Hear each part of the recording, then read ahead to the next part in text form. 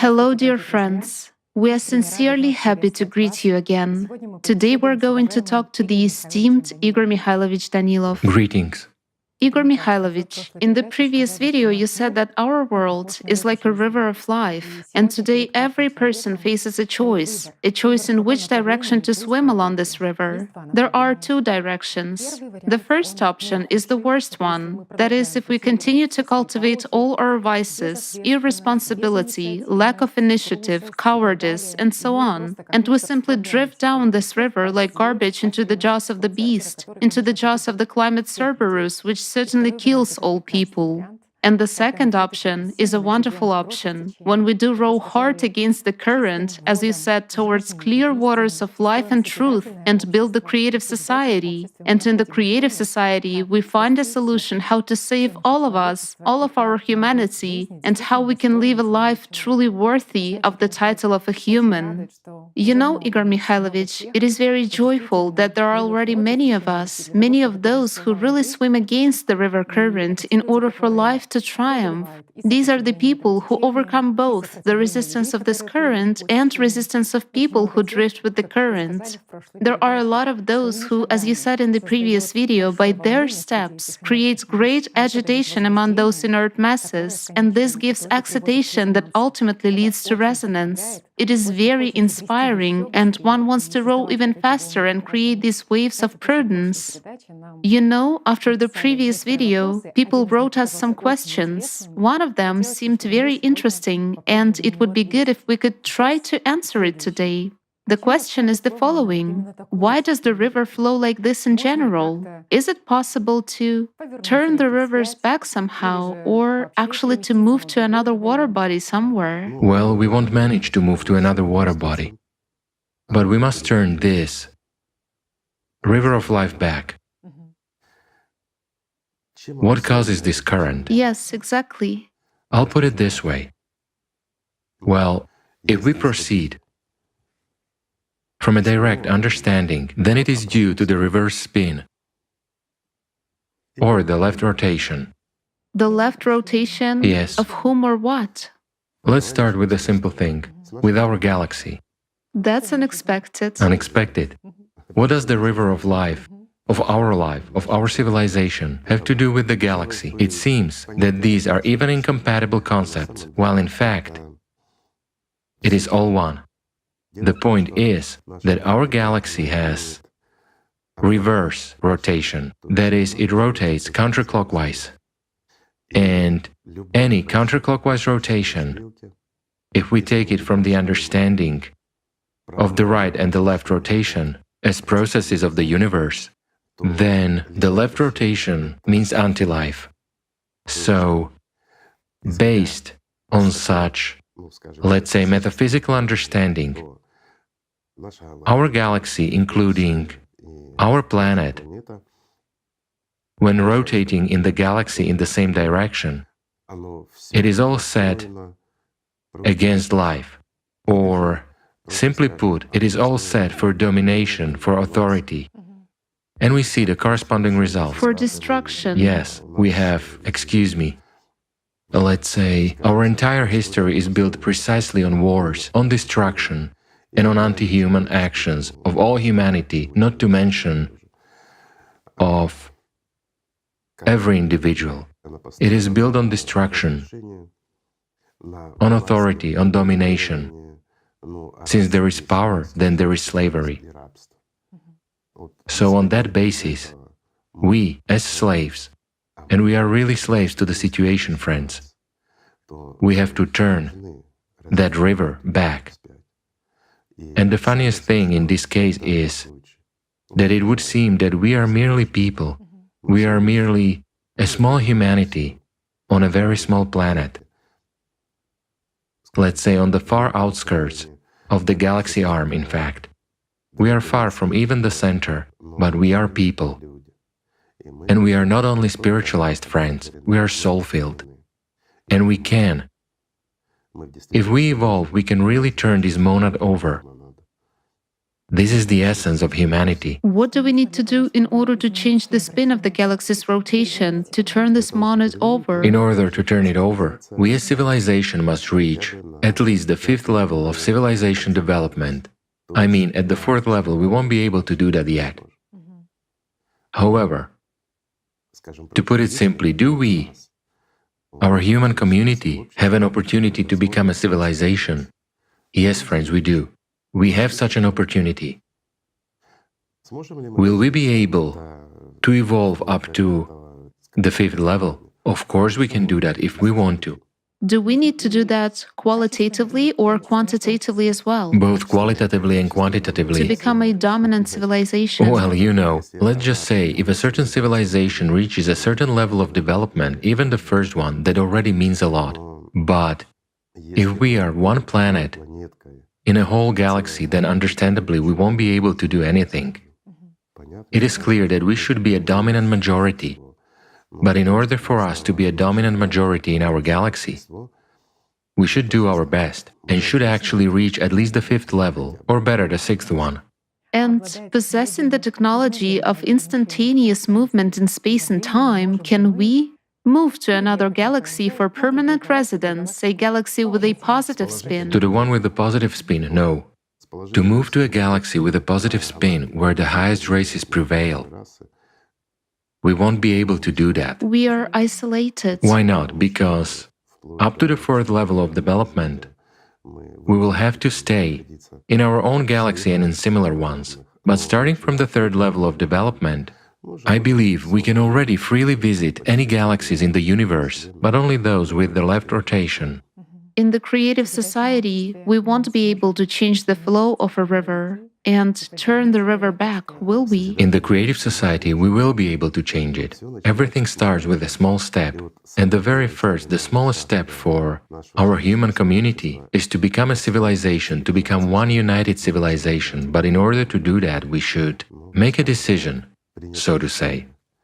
Either to remain in the consumerist format and wait until the Cerberus devours us at the mouth of this river. Well, this is really so, and we have only a short time left to drift. Or to understand the entire pointlessness of our existence, stop being slaves and garbage, and become, not the dead fish, but a live and strong one, and to start swimming towards the source. And when we arrive at the source, which will take a lot of effort to do, but if we want to, we will succeed, and then we will be able to build one united civilization. Let it be of the 1st level of development, but we should actually start with something. It's impossible for humankind to reach the 5th level of development without passing all the stages. Yes, it will take more than 1 millennium or maybe even millions of years. Well, most likely millions of years, I'll put it modestly, for us to reach the 5th level of development, but we can do that. However, everything begins with the first step. Igor Mikhailovich, does it turn out that even in the creative society, this negative spin of our galaxy's rotation, this very egregore of authority, will exert a sort of pressure, Yes, influence? up to the 5th level of civilization development. As you say, this egregore of authority, let's put it so, due to the fact that Satan is far from being weak, while he or his representatives are present in each of us, we will naturally be under this pressure. And at any moment we can make a mistake as a civilization. Well, let's say, as long as we are in bodies, we are mortal. Just look at how interesting this is. Anyway, like a GPS navigator, the system will rearrange the route to this very point of consumerism. Do you know what is interesting? The ideal society, the one we talked about, that after the creative society, we need to build the ideal society. So, my friends, the ideal society actually comes already at the 5th level of civilization development. Is it possible to accelerate this? Well, everything is possible. People can do everything, if they wish and aspire. But to become one united civilization, well, this is difficult. You see, now it's even difficult to agree with people when they see their own benefit and understand all the existing threats. Understand the pointlessness of our consumerist format. But many do not want to part with their authority. It is so sweet to them that they think, even if all of humanity perishes, I will still rule it for a while. Well, this is actually true, friends. So it turns out that knowing this very influence of such astronomical processes and actually knowing our habits that have been cultivated in the consumerist format, we perhaps need some legislative levers in the creative society so that Again, what is the creative society? It's an agreement of people. It's a world where people rule by themselves. So, when building the creative society, in order to eventually become a right galaxy, that is, a galaxy with the right spin. By the way, my friends, do you know that in all our universe, there are many times more right galaxies than there are galaxies like ours, with the negative spin? This is a good example, a good indicator. that many succeeded. Of course. After all, oftentimes those are soul-filled beings like us. They may look different, it doesn't matter, but they succeeded. So what is stopping us? Nothing, right? We should remind each other. Yes, it sounds like science fiction, of course, you know, like a fairy tale. Yes, we wish it were so, but my friends, you know, we do not perceive all these fairy tales only because a lot is hidden from us. We don't even know how many civilizations there were on this planet, on our planet. And there were those that left. They became quite advanced. And here's a question, why didn't they stay, right? Precisely those first civilizations that attained freedom and were really able to live, they used our planet as a temporary shelter, so to say. They had to reside here. They evolved as a civilization, took their first steps, and left it to us. Whereas our task is to become like them because it is our planet, not somebody else's, right? So, in the creative society, we should take into account the possibilities that this river current will always turn us back. It will. I mean, make provisions for this both For sure. through legislation and through some kind of public control. We will experience 100%, you're right. We will always experience water pressure, you see. Temptation to revert, right? This current, when we will be swimming against it, because we'll have to swim against a strong current for a very long time. And the closer we'll be getting to the source, the stronger the current will be, so to say, and the faster it will be moving. Those aren't just temptations, those are things that has already become entrenched in us as human beings, unfortunately. Indeed, if we look at almost everyone, they are good people. We take the best person, put him in charge of some country, and that's it. He loses. He immediately becomes an ordinary manager, so to speak, for whom his personal interests and the interests of a small circle of people around him are far more important than the interests of the citizens who brought him to power. Why does this happen? It is exactly this process of striving for power, let's say, or the left spin, the reverse rotation. Interesting. It would seem to be trifles, but there is a huge difference. From the inside outwards or from the outside inwards. There are so many of these mindsets in society, you know, as you once said, that everyone measures everything in his life with this very ruler of consumption. Of course. And, you know, we were asked one question about the fact that you said that in the creative society, Allat platform will control everything. Does it actually comply with justice, with universal equality? You know, I've heard about it several times lately. It was even mentioned in some newspaper that in the creative society, politicians will be controlled by the Allat platform, that is, by the Allat IPM. What kind of politicians can there be in the creative society? If there are no politicians in the creative society, then how to control them? Well, how can you control something that doesn't exist? A simple question for those very journalists. You know, I just find it funny and sad at the same time. Those very journalists who, it is clear, were ordered to write a bad article. But there is a simple question, who ordered such a dirty article where they sort of conduct investigations? They investigate who we are, participants of the creative society and what it is.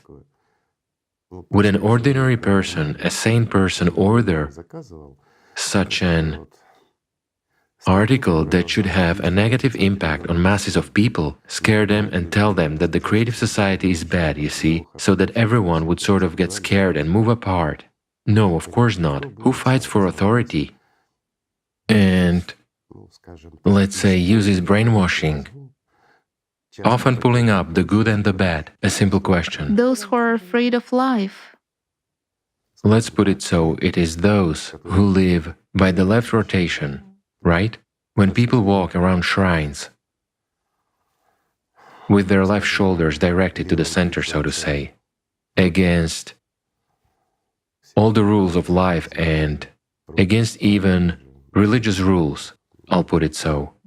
Why, when we walk with our left shoulders directed to the center, whereas even according to the ancient canons, there is an understanding that the devil is sitting on our left shoulder, you know, then it turns out that we are directed to an altar or a central place with the devil ahead. So whom do we pray to, right? Who is between us and the altar? Of course, but if we look at history, at the prophets, even at those who had to go around it according to traditions, say, to perform some rituals, how did they walk during the circumambulation?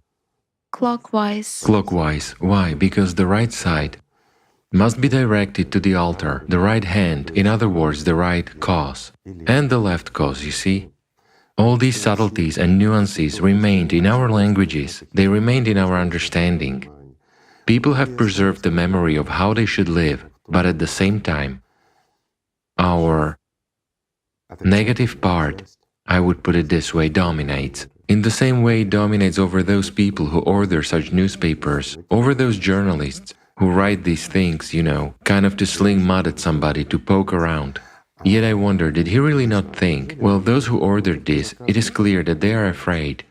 But as for the journalists, you know, they are like Judas, selling themselves, their family and friends for 30 pieces of silver, isn't it so?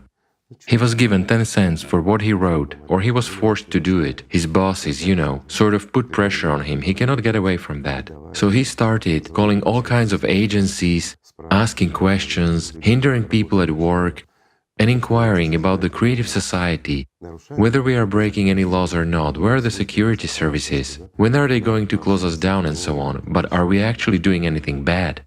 A simple question, we are taking care of you, should we not? Should we let the Cerberus eat your family and friends along with you? A simple question. You know, this inhumanness, this filth, what can you call it?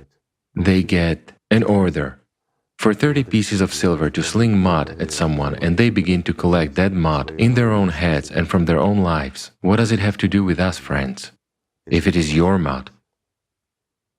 Incompetence, at least in this respect so No. far, is also enormous. I wouldn't say they are incompetent. You know, to say that Allatra will manage the creative society, this is... After all, look, even those very journalists, let's put it bluntly, even those very clergymen who often order such filth against us, and again, people who cling tightly to their chairs, who are afraid that the creative society will take away their authority, and they will be unable to sit on people's necks, right? Who else? No one. Only people with a negative spin. And why? Well, you know, that would be okay if they investigated, studied, and told the truth as it is. Let people choose. I mean, there is a theory of, let's say, climate change caused by the anthropogenic factor. And there is what we say. The funniest thing is that when we tell the truth, do you know what we are blamed for? That we are telling hypotheses which coincide, at least since the year 2014 and to this day. What we and our scientists were saying, it is all happening. What other scientists were saying, they promised that it would happen 100 or 150 years from now, but now all this is happening. As of today, because of this Cerberus that is really destroying the whole world, I mean climate change. Right now they actually say that we have literally 7 years left, right? They launched the doomsday clock and said that they should spend trillions now because 7 years will pass and that's it. Well, I understand their logic. There is plenty of money in the world, it should all be quickly collected and spent. Then it's no longer scary to die. Well, they obviously do not understand what money is. It's a thing of exchange, in fact. If you collect and spend it, it still exists somewhere, right? And it doesn't give life. Just look how, in exchange for 30 pieces of silver, people sell everything, including truth, verity, and their own lives. Meanwhile, they already understand that the Cerberus has come, that it is growing, and there is no other way, right? Yes, it's true. It is true, and even fools have already started to understand. As for intelligent people not understanding, I don't believe in such a thing. So when, let's say, those mercenary rhapsodes write all sorts of nonsense about us, you know, frankly speaking, I'm sort of ashamed for them. There is no other way to put it. Because they look at the information superficially. The main thing for them is to make a fuss, to scare, to work off their 30 pieces of silver. And that's all. You should have at least studied the matter, friends. What kind of political parties can there be in the creative society that Allat is supposed to control?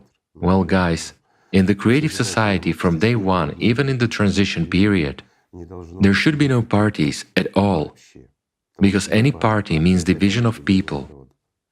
Just note, whatever country we take, why do we have at least 2 parties? Well, there are many parties in general, right? And every party says that it will make people happy, that it will make things better. And they fight for power, they sort of strive for the feeding trough, let's call things by their proper names. Once they get their hands on the trough, that's it, they forget about people. Another government or another party comes, begins to accuse the previous ones, and they themselves, let's say, latch onto this trough while people remain empty-handed again. As a matter of fact, we haven't had a single war that wasn't arranged by politicians. After all, it is politicians who start wars. Have ordinary people arranged at least one war? No, it's all politicians. I'll put it simply, have we had even a single political or geopolitical crisis that ordinary people would make? No, it's all the fault of politicians. Those whom we entrust with our own lives, our own authority and our funds, our taxes, right? We entrust politicians with our own security and hopes for the future, but what do we receive? Enemies whom they invent. I understand they sit down at the table, talk and listen. Just imagine you're a president, I'm a president, so you and I meet and say, in order for our people not to relax and to be afraid, and in order for you and me to withdraw more taxpayers' money, nobody knows where to. Let's start insulting and blaming each other, let's take a third president, make him guilty of all sins, and start frightening people with wars. Yet why frighten? Let's start a war. Performance. Performance. That's our life, friends, this is true. Eventually, again, yes, weak politicians are destroyed. Those who cannot oppose strong politicians, right? But people suffer, yes, people get killed, we know. Yet, has anyone at least held the strong ones accountable for killing lots of people from your country, for spending billions or even trillions of your taxes, huh? Well, people, our people forgive everything, you know, hoping that a better one will come. That's exactly what the left spin of rotation is. I'm sorry for the truth, but that's actually true. I mean, friends, what politicians can there be in the creative society? Where there are politicians, there is the consumerist format. There is slavery, with the right to choose feudal lords for oneself. And that's all. A private interest. Definitely, of small groups of people who dominate the whole world. Well, you know, whether this is good or bad, history will show, but the Cerberus has come. The one our prophets warned about. And now, what seemed mystical, what was told to us many times, laughed at, and we were even convinced that it's a figment of imagination, a fantasy, it is metaphysics, it is unreal. Now it has become real. Now there is the Cerberus outside, devouring our planet and destroying us over a short period of time. Our, let's say, hypothesis has proved to be extremely valid. A lot of volcanoes have become active on different continents. Just recently, the conference was held, and the Cerberus wagged its tail. merely whacked. But what does that tell you? That there is instability within our planet, that shock waves are occurring, that the Cerberus is merely gaining mass. And this tale, this myth, is already part of our lives, and it is getting closer to us. You know, on the one hand, I start feeling calmer somehow. Well, I'm taking ordinary human life. Why? Because this madness is coming to an end. Under any scenario, there's no other way to put it. The consumerist format, that life we live, it is literally a struggle for life. It is not life. It is madness, in which, let's say, it is hard for a person. It is hard because there is a lot of injustice, because there is no elementary mutual respect and no hope for tomorrow for any person, no matter who they are, even the powers that be. They also fight against each other. While making deals, they deceive and manipulate. At any moment, anything can happen. For instance, that very nuclear explosion. People may come under pressure, and they might not cope. You know, the human factor when a huge number of males, who are, let's say, not always sane and sober, are brandishing weapons. It's very dangerous. Why? Because something may happen that would simply put the whole world under a nuclear threat. It's true, and then we needn't be afraid of the Cerberus. You know, somehow I feel, I don't know, calmer, you see. If quite recently we have to prove that people, the climate is changing, what does the anthropogenic factor have to do with it? Now everyone already understands that, even though we are being criticized, of course, that our hypothesis, the one our scientists put forward and which we voice, that it hasn't been duly reviewed, it is not up to the scientific sort of standards. But I have a question for these scribblers and chatterboxes. Who is supposed to review our scientists, who have been telling the truth for so many years, and whose hypotheses have become the axiom of the present day, those blabbermouths on whom we have spent trillions of money for their CO2? After all, everything should have been restored a long time ago, right? When they promised, just recall, friends, in the beginning, when this global warming story started, they said that we must stop this. In 10 years, everything will get back to normal, but so and so many billions are needed. Later on, more billions, and not in 10 years, but a little longer. Now we are being told we must stop it. We mustn't let the warming exceed 2 degrees by the end of this century.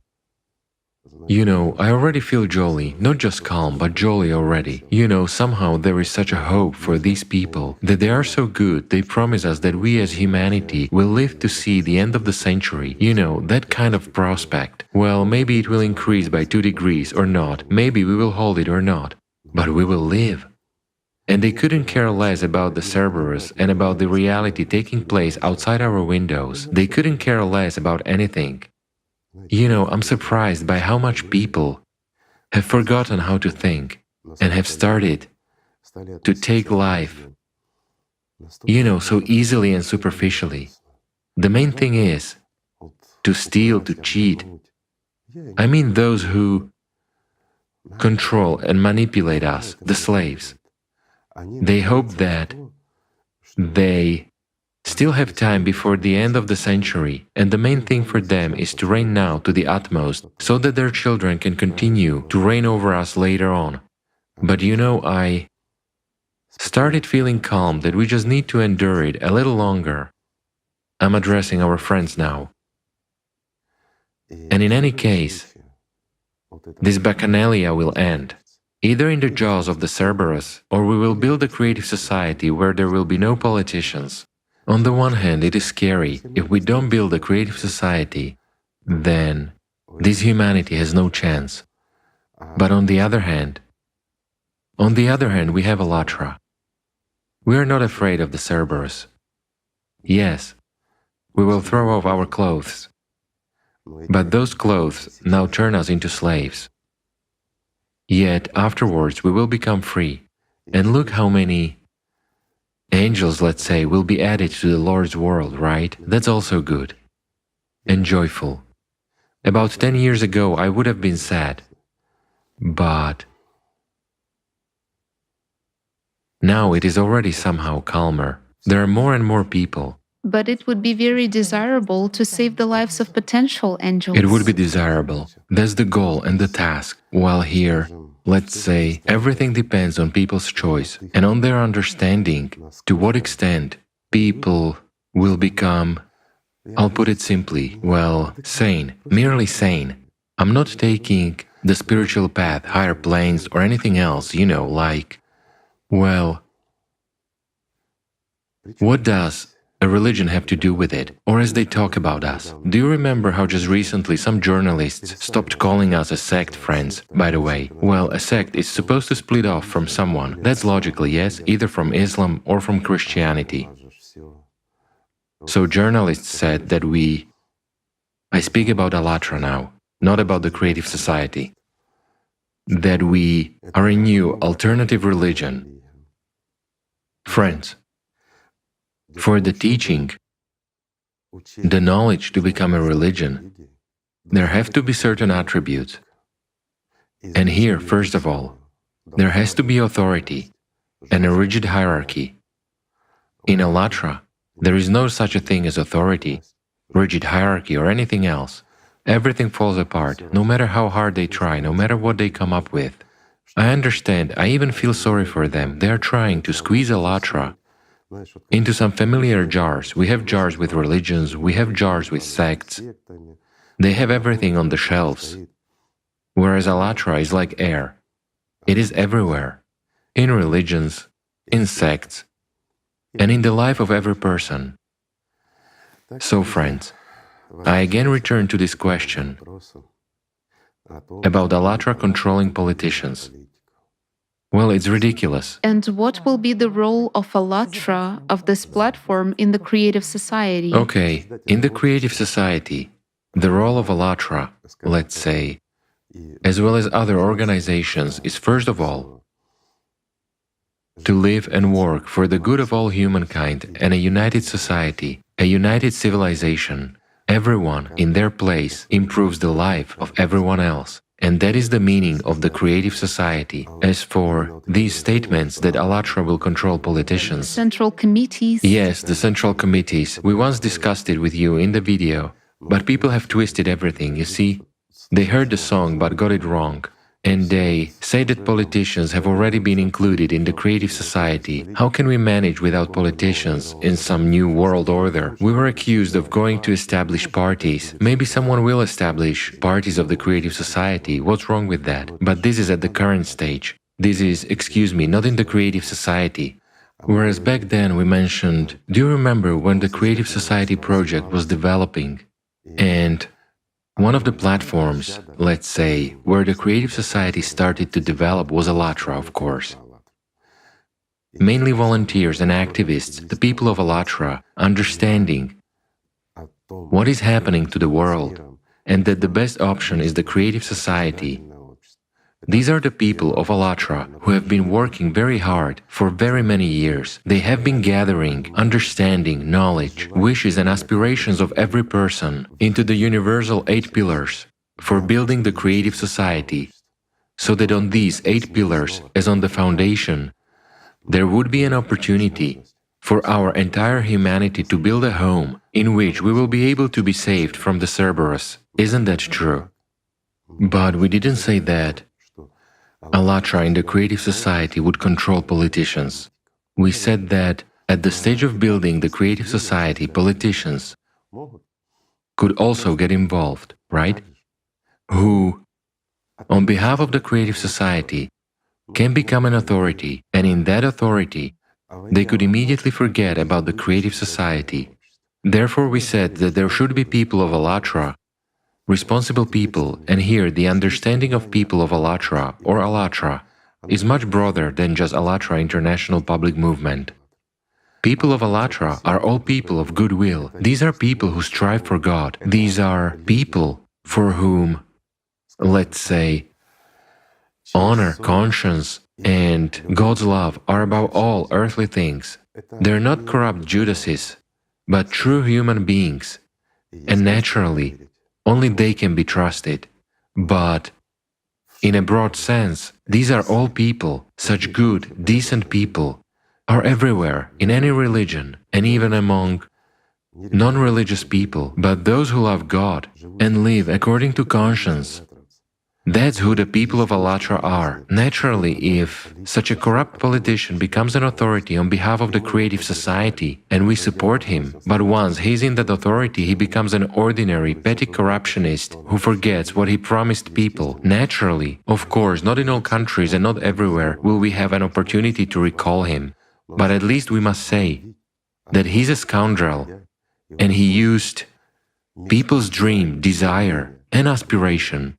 But after exploiting it, he gave it up and became an ordinary politician, right? That's what control is all about, and not about the fact that it was immediately made up that there will be a certain tool of authority, such a thing. This very hierarchy, the structure of authority, where there will definitely be someone at the top. Definitely, certainly, of course, that we are building the creative society, right? And someone will control someone else there, and Allatra will also control everyone. Well, yes, right away, chairs and positions will be given to everyone. So what? Why don't demons understand how heaven is arranged? Well, it's just interesting. It's difficult to understand that all the attributes of authority will be left behind in the consumerist format of society. Absolutely right. That even during the transition period, all of this will not exist.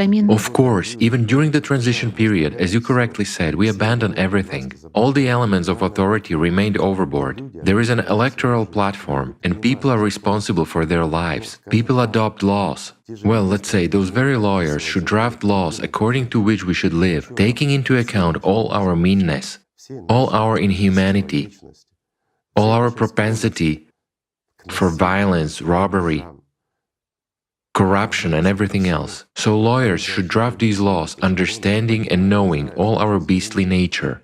Then our world will be safe. And then we, when they give us ready laws, we, all people, will vote on a single platform, whether we want to live as people, or we want to live as beasts, or we want to live as powerless beasts in the consumerist format like nowadays. However, if we want to live as powerless beasts and slaves in the consumerist format, then why would we build a creative society? What for? No need to do anything, we just continue living as before. Merely that, no need to strain yourself and waste time, neither your own nor ours, right? Everything is very simple after all. But, again, Igor Mikhailovich, during the transition period in the creative society, who will carry out this control? People themselves? what kind of control? What kind of control are you talking about in general? During the transition period, clearly, there should still be money.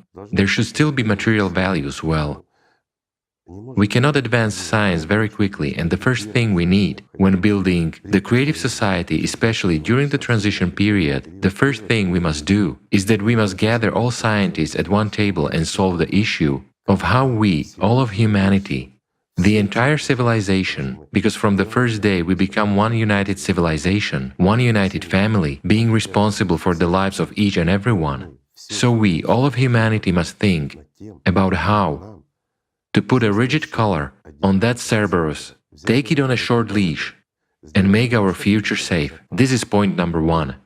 Next is how we are going to live. And here, of course, we should make the right decision, but the decision on how we are going to live has to be made, let's say, even before we enter the creative society, even during the transition period. It is clear that lawyers should deal with this, and economists should deal with this, as well as programmers and everyone in the world. Why? Because this is our life. If we approach it being unprepared, well, what's the point then? Yes, in the creative society itself, neither money nor other means or anything else will be needed. But during the transition period, our life will be very similar to present-day life. There will be an economy. Yes, we will be obliged to start building those very vertical farms to facilitate and to improve life. We won't have problems with either money or materials or anything else. And what is not available now, in terms of energy, in terms of, well, those benefits which are not available to us because they are expensive, or because by introducing them, we will make very rich rulers of the world powerless and destitute like us, then in the creative society it all becomes acceptable.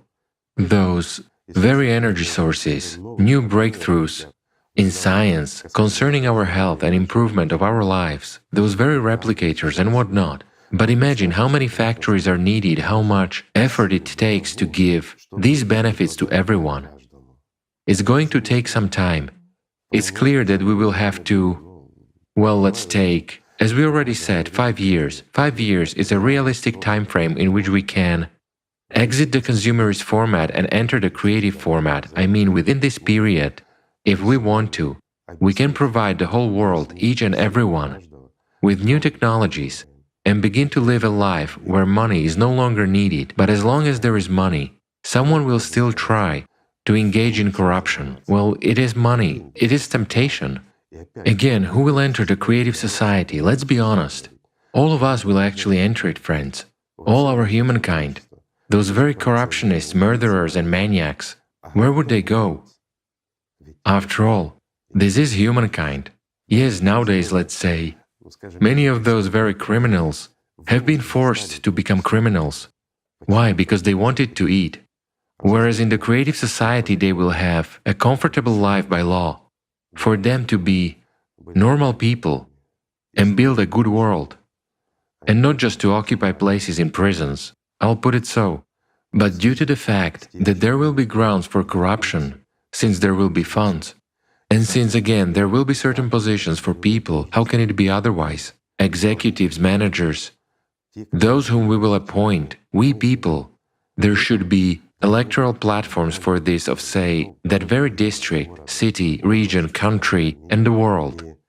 And depending on the level, and let's say the complexity of a law, for example, if this law applies to our small, ordinary neighborhood, what trees to plant, what color to paint something, well, it will be us who will adopt that, but it will also be us who will control it, we the residents of this neighborhood, right? So that the people in charge, who are assigned to carry out these tasks, don't swindle us and don't steal from us.